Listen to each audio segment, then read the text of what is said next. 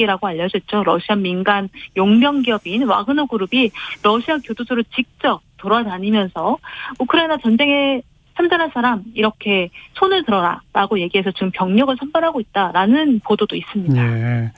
뭐 벌써 러시아군 장병 7만 5천 명이 전사 혹은 부상이에요.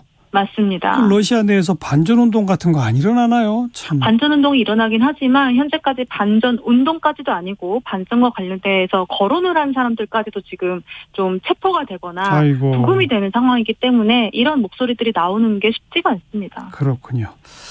안타깝습니다. 자, 움직이는 세계였어요. 서울신문 송현석 기자 고맙습니다. 감사합니다.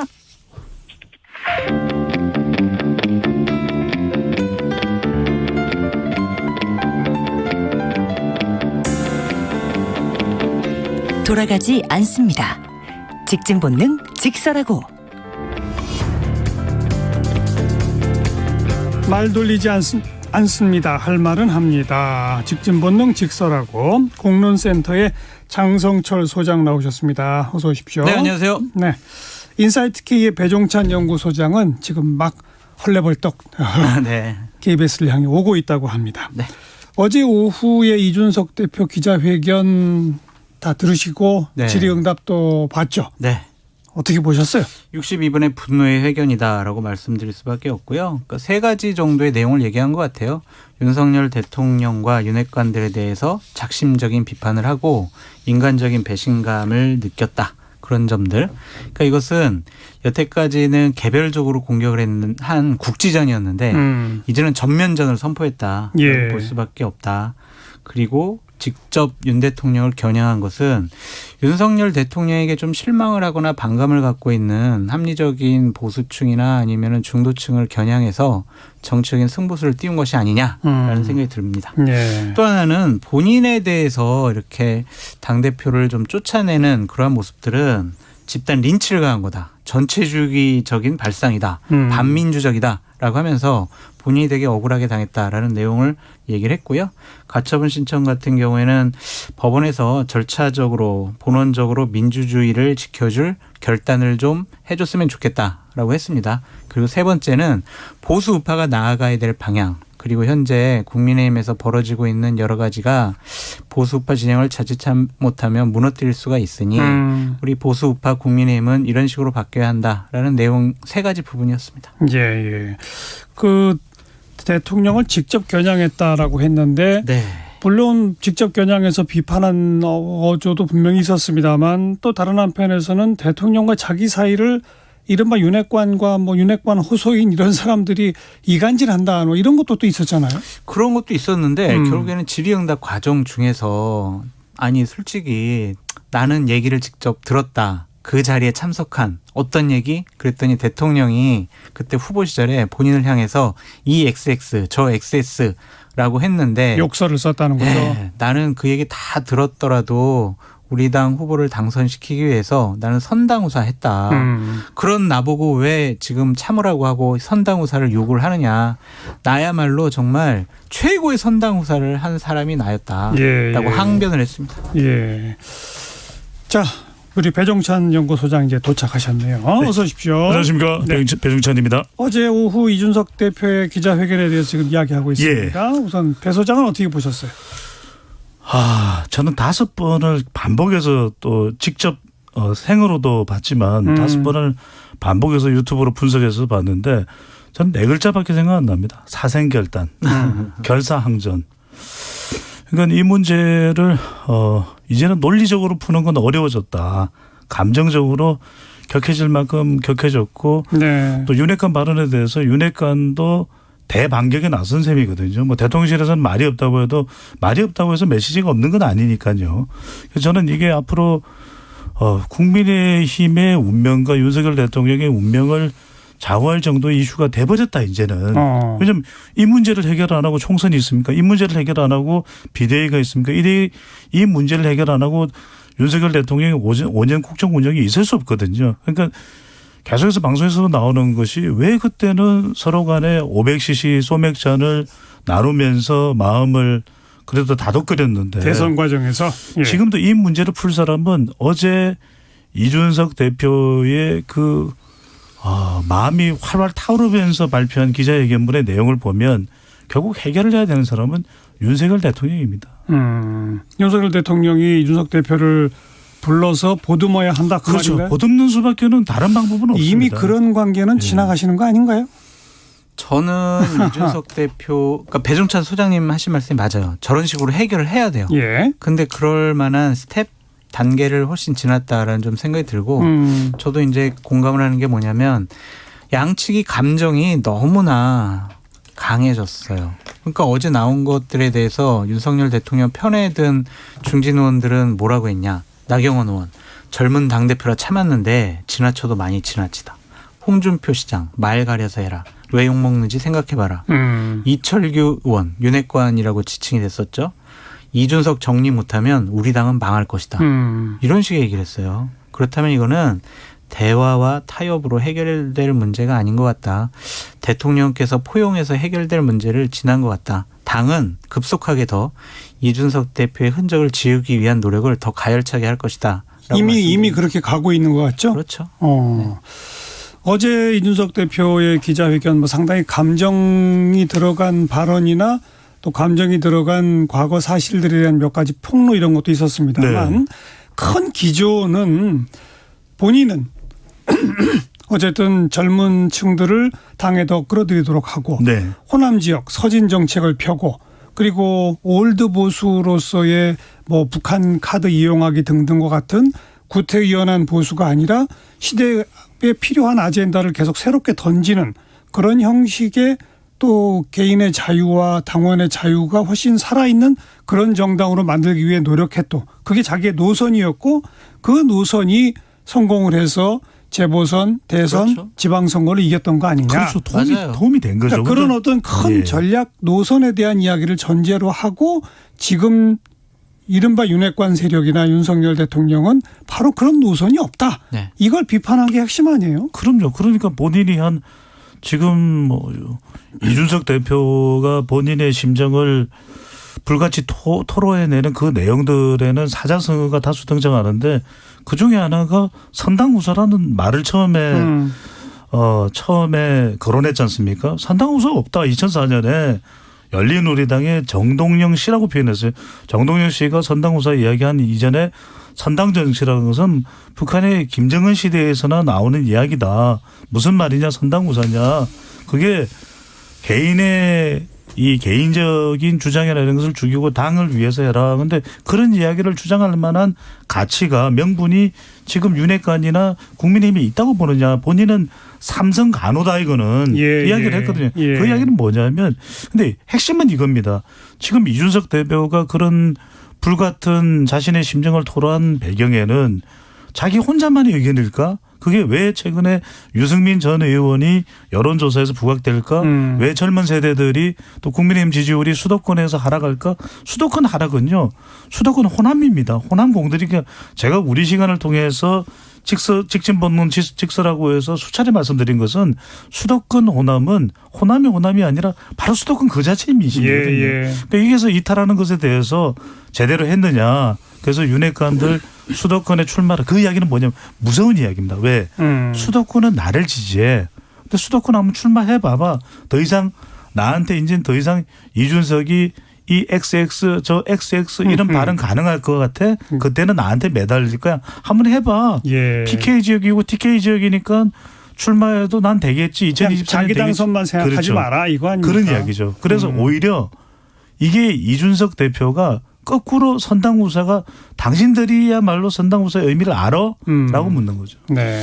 그러니까 저 앵커께서 하신 말씀에 전적으로 동의를 하는데요. 이준석 대표가 당대표가 됨으로써 보수우파 정당이 20, 30대 젊은 층으로부터 관심을 받게 됐고 지지를 받기 시작을 했고 대선이나 지방선거 때 투표를 통해서 선택을 받기 시작을 했어요. 그러니까요. 그것이 이제 이준석 대표라는 젊은 정치인이 당대표가 됐기 때문에라는 것도 있고요. 이준석 대표가 갖고 온 당을 예전에 그러한 꼰대 정당이라고 손가락질 받던 정당을 당원 당규를 고치든지 아니면 정책적인 변경을 통해서 그리고 젊은 사람들을 많이 당의 전면에 내세움으로써 그런 이미지를 탈피하는 데 상당한 공헌을 했거든요.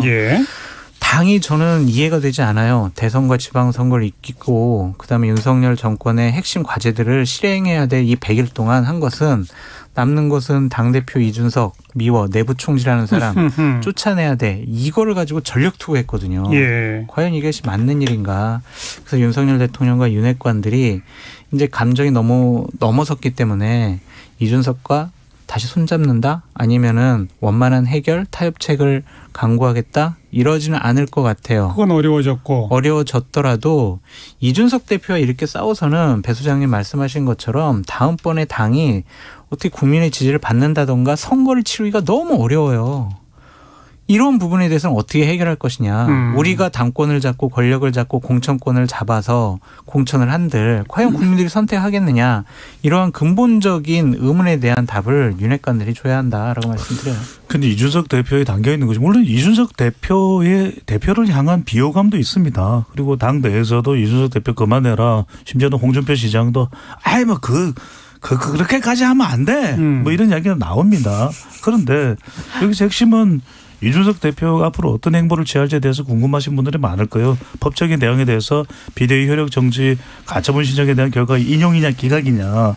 물론 여론도 이준석 대표에게 호의적일 정도입니다. 왜냐하면 더불어민주당 지지층과 중도층에서는 이준석 대표에게 무게를 실어주고 있거든요. 그런데 지금 뭐 많은 법조인에게 물어봅니다. 이 비대위 효력 정지 가처분 신청이 인용될까요? 이게 중요한 게 그럼 인용되면 문제가 해결됩니까? 기각되면 문제가 해결됩니까? 안 돼요. 그러니까 지금 이준석 대표가 그럼 신당 창당할까요? 안 합니다. 안 하죠. 신당 창당이 실제로 됐을 때의 그 파괴력은 알 수가 없고 미지수고 불투명하고 어려워요. 뭐 유승민 전 의원하고 힘을 합하면은 뭐 국민의힘을 다 제압할 수 있나요? 그것도 아니거든요. 그럼 탈당을 하느냐? 탈당 안 합니다. 왜 탈당을? 예. 탈당하는 순간 명분을 잃어버려요. 그러면 이준석 대표는 이 물리적 시간이거든요. 그래 나는 내 의견 다 이야기했으니까 알아서들 해봐. 그러면은 이건 이제 국민 여론입니다. 그런데 지금 국민의힘 내부에서 이렇게 이준석 대표 사안에 대해서 대응하다가는 해결이 안 돼요. 예. 문제는. 예. 그러니까 뭐 이준석 대표가 뭐 잘잘못이 있고 없고의 문제가 아니라 이런 대응 방식에 대해서 국민들은 또 국민의힘 지지층은 뿔나 있는 것이거든요. 그리고 윤석열 대통령도 지금 4년 훨씬 더 이상 임기가 남아 있으면 이준석 대표 문제 해결 안 되고는 국정 운영이 순탄치가 않을 거예요. 뭐 배종찬 수장은 아까부터 이제 그렇기 때문에 윤 대통령이 이준석 대표를 끌어안고 포용하는 식의 해법을 찾아야 한다라고 거듭 얘기하시는데 지금 저 역시 네. 뭐 진행자님 말씀 끊어서 죄송합니다만 저도 이게 실현 가능성이 높지는 않다고 봅니다. 그러니까요. 그리고 또 두 번째는 실제로 윤석열 대통령이나 윤핵관의 장제원 의원이나 또는 권성동 원내대표가 이제서야 이준석 대표를 불러다가 그래 우리 마음이 좀 속상했지. 근데 그건 실제 우리 마음이 아니야. 뭐 너무 미안하고 앞으로 좀 잘해보자니까. 그건 더더욱 어렵죠. 그러니까 이렇게 되면 이건 이제는 국민들이 믿지 않을 거예요. 저는 그럼에도 불구하고 그런 방법이 있느냐. 아무리 제 머리를 다 굴려보고 데이터를 다 집합시켜서 분석을 해봐도 답이 안 나오거든요. 그래서 저는 방법은 결국 이 해결의 열쇠는 누가 지고 있느냐. 윤석열 대통령이에요. 권성동, 이철규, 장제원을 윤핵관으로, 정진석, 김정재, 박수영을 윤핵관 호소인으로 이렇게까지 꼭 집어서 이야기하고 네. 서울 강북이나 수도권 험지로 출마 선언을 해라라고 공식 요구까지 하고 이쯤 됐는데 뭐 그렇다고 지금 비대위 이후에 차기 지도부의 윤핵관들이 전면에 나선다? 그건 제가 보기엔 더더욱 좀 안 좋은 모양새고 지금 배정찬 수장 얘기처럼 대통령이 포용하고 끌어안는 상황이 만들어지지 못한다면 윤핵관들이 이 선으로 조금 비켜서는 제스처 대신에 제3의 카드가 전면에 나서는 결국 이거밖에 없는 거 아니에요? 그거밖에 없는데 그죠? 과연 그럴까라는 그거 갖고 먹히느냐? 생각이 들어요. 또 과연 그럴까? 네, 아니 왜냐하면 이렇게까지 했는데 이준석 대표를 저렇게 당원 당규를 사후에 고치면서까지 비상식적 비합리적인 방법을 통해서 쫓아냈는데 과연 윤핵관들이 뒤로 물러선다? 이거는 안 돼요. 몇 번 말씀드렸지만 2024년도 공천권을 행사하기 위한 싸움이 지금 이 사건의 이러한 싸움의 발단이라고 보여지기 때문에 전당대회를 뭐 합리적인 사람이 지도부를 구성한다든지 윤핵관이 뒤로 물러난다든지 이것도 그런 아니다. 것은 좀 불가능해 보이고요. 저는 좀 당이 좀 선거를 생각했으면 좋겠어요. 당의 권력을 잡고 당권을 잡고 공천권을 잡는 것보다 선거를 좀 생각을 해보시라고요. 윤핵관이 전면에 있고 윤핵관들이 당권을 잡고 공천권을 행사한 그런 당과 정말 이준석 대표 같이 좀 20, 30대 우리가 전통적으로 취약했던 쪽의 사람들의 지지를 받는 사람이 전면에 나섰을 때랑 선거에 예. 어떤 때가 유리하냐고요. 좋아요. 정진석, 권성동, 장제원 이런 분들이 당의 지도부의 전면에 나서요. 그러면 국민들이 합리적인 중도층들이 그래 저 당 믿고 찍어주자 그러겠냐고요. 이것은 자신의 권력보다는 당의 미래를 생각하지 않는 윤핵관들의 잘못이 전 크다라고 좀 생각이 들거든요. 거의 장 소장은 이준석 대표랑 논리가 같네요. 전 이준석 대표 편입니다. 전 이준석 대표를 응원합니다. 왜냐하면 당이 비합리적이고 비상식적인 일들을 벌여왔기 때문에 저는 이준석 대표의 어떤 개인적인 인간적인 친소관계 때문에 편을 드는 것이 아니라 논리가 맞다는 거죠? 당의 비상식적이고 비합리적인 반지성주의에 대해서 반대하는 겁니다. 장 소장님 분석한 그 반응이 나오는 이유는 뭐냐면 이건 대통령의 이 엄지척 따봉 문자입니다. 따봉 이게 지금 유행이 되고 있거든요. 그러니까 따봉을 받았느냐 따따봉을 받았느냐에 따라서 신뢰도가 달라진다. 못 받았으면 이런 이야기가 어떡해요. 나올 정도고 물어본답니다. 따봉 받았느냐. 그럼 이건 분명히 대통령과 권성동 원내대표 사이에 받은 문자가 그만큼 큰 파장인 거죠. 그런데 그 이후에 이준석 대표도 기자회견 모두 발언 내용에 나와 있습니다. 그러고 나서는 설명이 있었냐는 거죠. 대통령이 어느 누구도 자기야말로 가장 개고기를 양고기라고 해서 걸어놓고 팔았던 가장 했던 사람 아니냐. 그렇게 정말 이 정상배들이나 하는 짓을 자기가 대통령 당선을 위해서 이 XX 저 XX 하는 대통령 당선을 위해서 했다고 하는데 그게 울분에 차서 울음을 터뜨리거든요. 저는 그러면 뭐냐. 정말 이 정관용 진행자께서의 타고난 정치적 감각이 저는 대리인이 나올 수밖에 없다. 그래서 저는 간장 한 사발 하겠군요의 그 간의 주인공 안철수 의원이 저는 대리인으로 등장할 수밖에 없다. 왜냐하면 지금 여론조사에서도 유승민 전 의원과 이준석 대표를 제외하고 국민의힘에서는 가장 선두권을 차지하고 있는 3등이죠 현재 여론조사. 네네. 그러니까 국민의힘 지지층에서는 가장 앞서는 결과가 있을 정도가 안철수 의원이 그럴 수밖에 없는 것이 윤핵관이 전면에 나오기 힘듭니다. 이 판에는 더더군다나. 그러면 안철수 의원이 왜 나올 수 있느냐. 안철수 의원이 나와야 이준석 대표하고 분명하게 선을 그을 수가 있거든요. 그래서 이준석 대표와 대결 구도를 만드는 사이에 윤석열 대통령은 이재명 당대표가 된다면 윤명 대첩 3라운드 대립각이 만들어지거든요. 그렇죠. 그러니까 전면전이 되면 안철수 당대표가 된다면 안과 이준석 대표 사이에 너덜너덜해지고 그다음에 윤석열 대통령과 이재명 당대표가 된다면 이 사이에 엄청난 파장이 불꽃이 튀고 이렇게 되면 조금 이준석 대표든 당의 내분 사태들이 좀 뒷선으로 밀리거든요. 그러니까 그게 이제 제3의 카드 대리인 체제가 바로 그걸 노리는 거다 이거 아닙니까? 근데 그것도 하우스 오브 카드죠.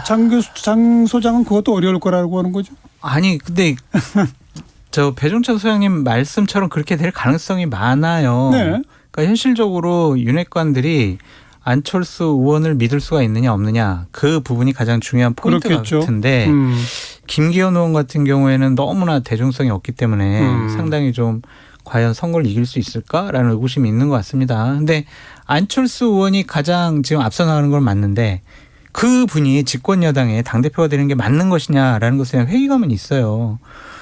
얼마 전에 수해 복구하러 가서 정신 노동만 하다가 육체 노동 하니까 힐링이 되는 것 같네요. 이 문장에서 그분의 생각과 판단 그리고 철학과 가치관을 우리 읽을 수 있잖아요. 예. 그런 분이 과연 집권여당의 당대표가 돼서 미래 지도자가 된다? 이것은 참 나라의 불행이 될 것 같다는 생각도 들고 현실적으로 다른 대안은 없어 보인다라는 생각도 들고 그래서 저는 국민의힘의 미래가 좀 암담하다고 생각이 드는 거예요. 장 소장이 굉장히 좀 마음이 답답하군요. 답답해요. 저는 국민의힘 계열의 보수정당이 앞으로도 계속 선거에서 이기고 집권을 했으면 좋겠다라는 생각이 들어서 저는 외부 비판을 좀 많이 하는 편인데 이런 것들이 과연 자꾸 그런 승리부터는 멀어져 가는 것 같죠. 그러니까 권력을 잡으려는 소수의 권력지향적인 사람들이 결국에는 당과 보수파 진영을 망치려는 것이 아니냐라는 생각이 듭니다. 장 소장님 말씀하신 장 소장님께서도 건의드리고 싶은 게 또 보수정당에 몸을 담으셨던 적도 있기 때문에 더불어민주당도 예외가 아닙니다. 제발 수해 현장에 가서는 말 좀 안 했으면 좋겠어요. 아이고. 수해 현장이라는 게 가서 복구할 그것도 참 못마땅해 하는 시선이 많은데 그래도 그 정도 합시다. 기왕지사가 정말 짧게 말씀드리면 제발 수혜진장 가면 말하지 마세요. 네. 근데 왜 저한테 얘기를 해요? 이거 전달될 것 같아요. 자, 국민의힘 앞날이 결국 이제 누구에게 권력이 가느냐 요 차원이 아니라 국민의 민심을 얼마나 얻느냐라는 기준에서 봐야 한다는 맞습니다. 얘기를 지금 두 분이 많이 하고 계신 거고, 그런 국민의 민심을 얻는 그런 과정으로 봤을 때는 지금까지의 보여주는 모습이 매우 부정적일 뿐만 아니라 앞으로도 전망이 그리 밝지 못하다. 결국 이제 그 정도 진단이 되네요. 1시 36분인데요. 잠깐 교통정보 전해드릴게요. 유하영 씨. 네, 광복절 연휴 둘째 날인 오늘 고속도로는 서울 방향 정체가 늘고 있습니다. 서울 양양고속도로 서울 방향 동홍천에서 춘천까지 밀리고요. 계속해서 서종에서 정체입니다. 반대 양양 쪽으로는 20km 이상 밀리는데요. 남양주 요금소에서 서종까지 정체고요. 화촌에서 서석터널까지 막힙니다. 영동고속도로 인천 방향 여주 부근 정체는 사고 때문이고요. 반대 강릉 쪽으로 원주와 새말에서 주춤하고 둔내터널을 앞두고 막힙니다. 논산 천안고속도로 천안 쪽으로는 정안휴게소에서 정안 나들목까지 정체고요. 반대 논산 쪽으로는 남풍세에서 차량터널까지 막힙니다. KBS 교통정보센터에서 유하영입니다.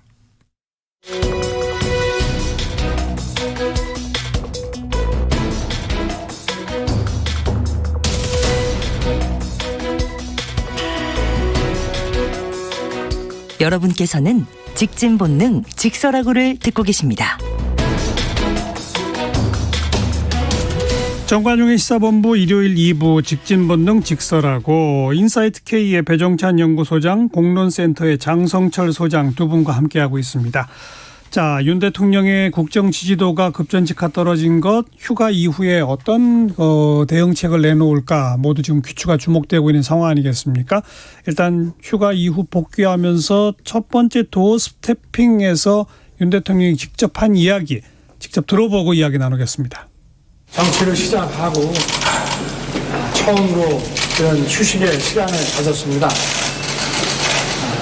지난 선거 과정, 또 취임 이후의 과정을 되돌아보는 그런 시간이었고, 돌이켜보니까 부족한 저를 국민들께서 불러내서 또 어떨 때는 호된 비판으로, 또 어떨 때는 따뜻한 응원과 격려로 이 자리까지 오게 해주신 국민들께 감사하는 마음을 먼저 다시 한번 갖게 됐고, 늘 초심을 지키면서 국민의 뜻을 잘 받드는 것이다 하는 그런 생각을 휴가 기간 중에 더욱 좀 다지게 됐다고나 할까요?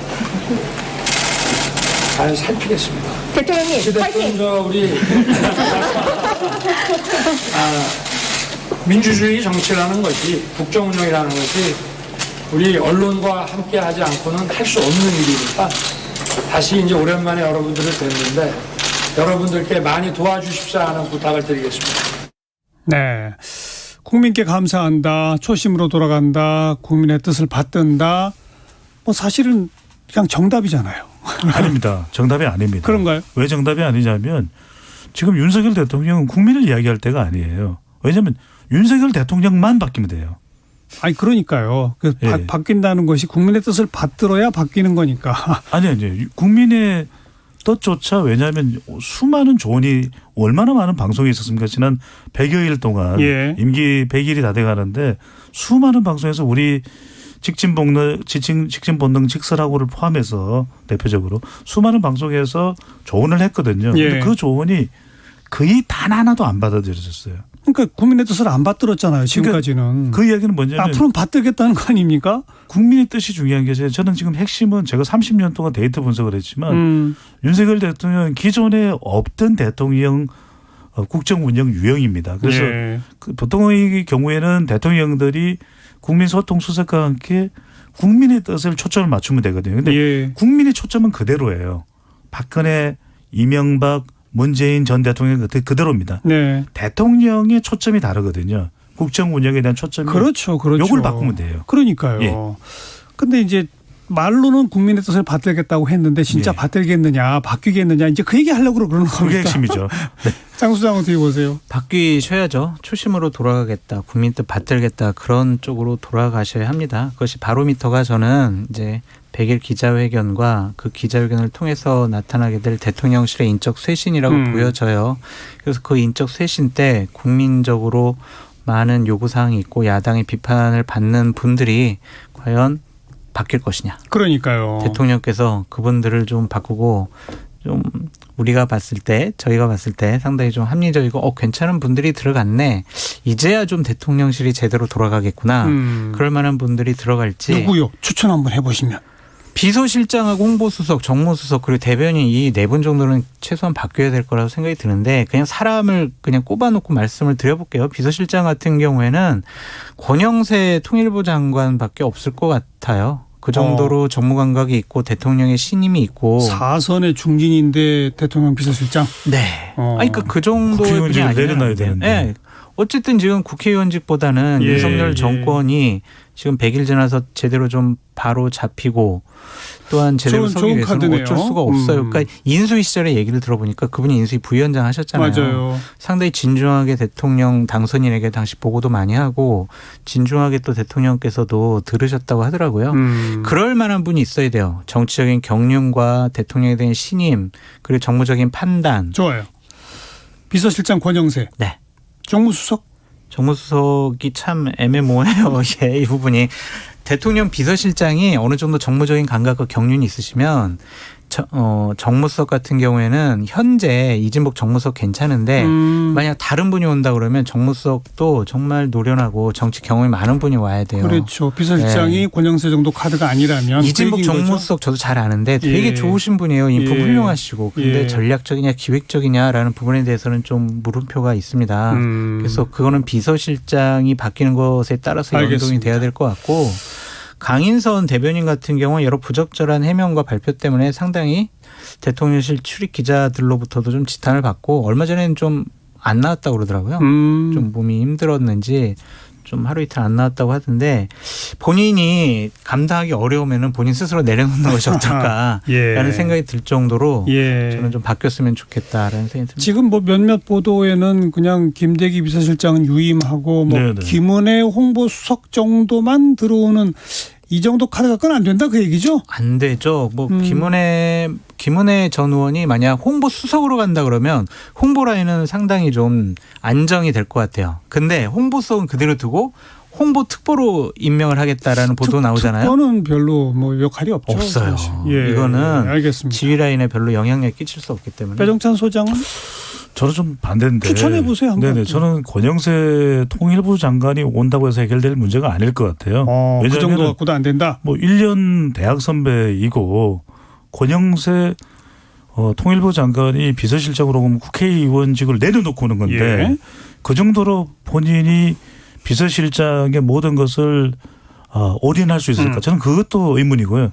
그래서 저는 아예 파격적으로 이 정도는 가야 되려면 저는 비서실장을 김종인 그다음에 정무수석은 진중권 아이고. 자제하겠습니다. 예. 약간 신뢰가 확 떨어졌어 지금. 갑자기 제대로 된 논평을 하시다가 왜 갑자기 농담을 하시는 네네. 거예요? 자제하겠습니다. 이건 제가 아주 엄중 경고하겠습니다. 예. 저희 방송에서는 그러시면 안 됩니다. 자제하겠습니다. 반성합니다. 그나저나 이 도어 스태핑 그 얘기 듣는 와중에 기자가 대통령님 화이팅 한 거 맞아요?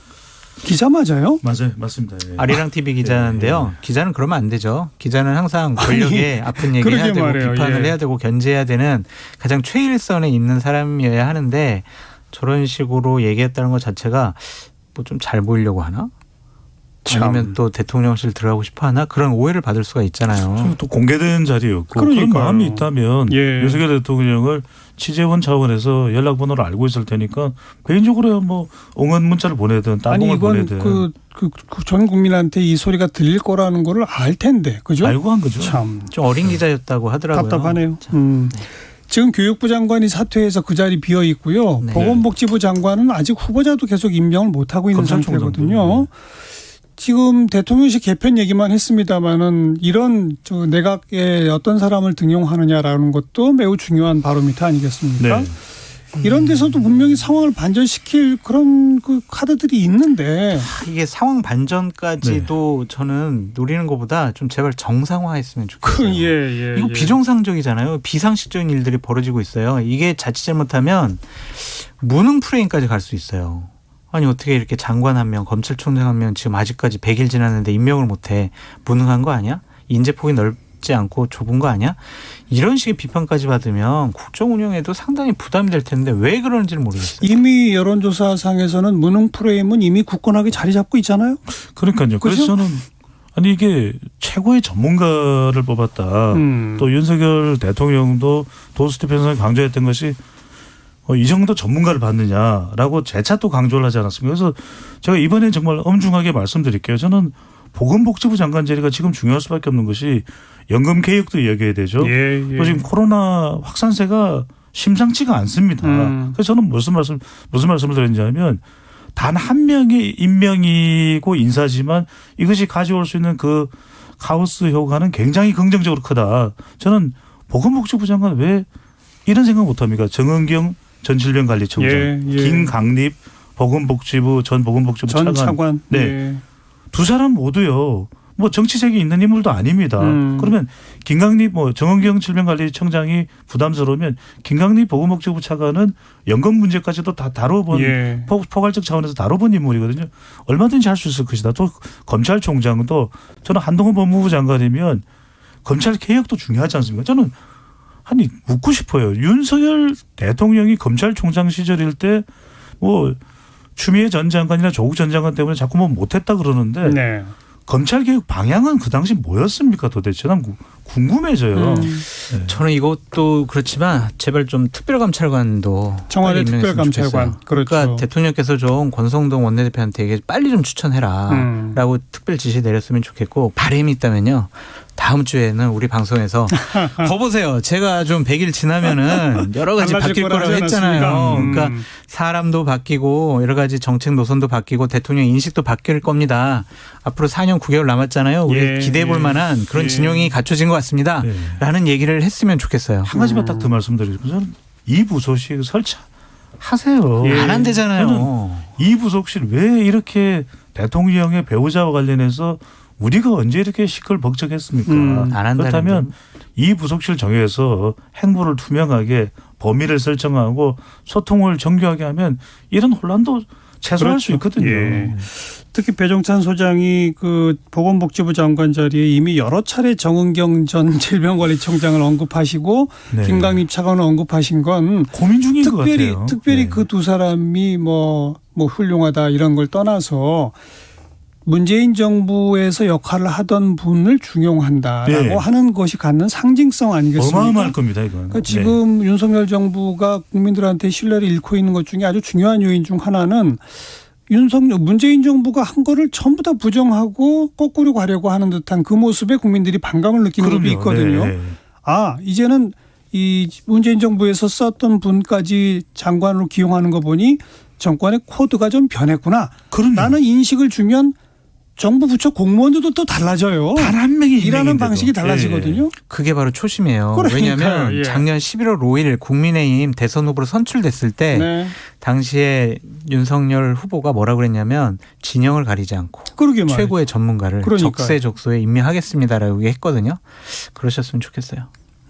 저는 이 한 명에 대한 인사카드로 상징이야? 대통령의 100일 임기 시점에 정말 탁월한 한 수가 되는 것이거든요. 왜 안 할까라는 생각이 들죠. 그렇게 해서 주목받는 대통령실의 실장도 좀 주목받고 장관들도 몇 사람 더 주목받고 뭐 이런 식의 좀 변화가 있어야지 지금은 주목받는 사람이 내각에서는 한동훈 장관 한 명. 대통령실은 아무도 지금 눈에 안 보이고 대신에 뭐 김건희 여사만 자꾸 주목받고 이런 상황을 바꿔야죠. 한동훈 장관이 세긴 센 것 같아요. 왜냐하면 얼마 전에 이제 특사했잖아요. 사면 그거를 한동훈 장관이 정치인 사면은 이거 배제하세요. 배제했으면 좋겠습니다라고 건의한 것에 대해서 그렇게 또 언론 보도에 나왔다는 얘기는 사실은 법무장관이니까 사면의 주무장관이니까 의견을 얘기한 건 당연한데 그걸 탁 집어서 한동훈 장관의 건의를 받아들여 이런 보도가 나오는 것. 네. 이것도 좀 처음 있는 것 같아요. 100일 예, 만에 예. 윤석열 대통령이 본인의 생각을 좀 바꾼 거는 처음 있는 것 같다는 생각이 들어요. 본인의 생각을 바꾼 건지 아니, 원래 정치인사면 하기로 했었잖아요. 논란이 바뀐 것처럼 연출을 한 건지는 또 모르죠. 네. 하여튼 뭐 한동훈 법무장관이 네. 주목받는 건 사실인데 그렇다고 해서 한 장관이 주목받아야 되는 지금 집권 여당의 상황은 아니지 않습니까? 그러니까요. 그래서 저는 더 주목받아야 되는 사람은 당 리더십도 서야 되고 윤석열 대통령 지지율이 올라가는데 무조건 우리가 한동훈 장관만 조명받는다고 스포트라이트를 받는다고 해결되는 문제는 아니죠. 맞습니다. 수요일 기자회견 우선 좀 찬찬히 지켜보도록 하죠. 그리고 아마 그 가처분 신청에 대한 그 심리도 수요일 날 열리게 될 텐데 그것도 한번 지켜보도록 하고요. 직진본능 직설하고였습니다. 인사이트K의 배종찬 연구소장, 공론센터 장성철 소장 두 분 수고하셨어요. 고맙습니다. 감사합니다. 고맙습니다. 나윤선이 부르는 그리고 별이 되다 잠깐 들으시고요. 저 다음 주말 또 뵙습니다. 안녕히 계세요.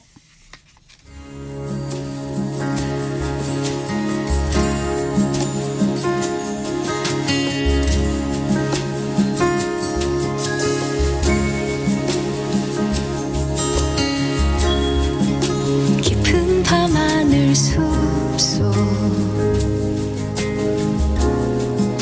닿을 수 없는 길 그저 희미한 빛으로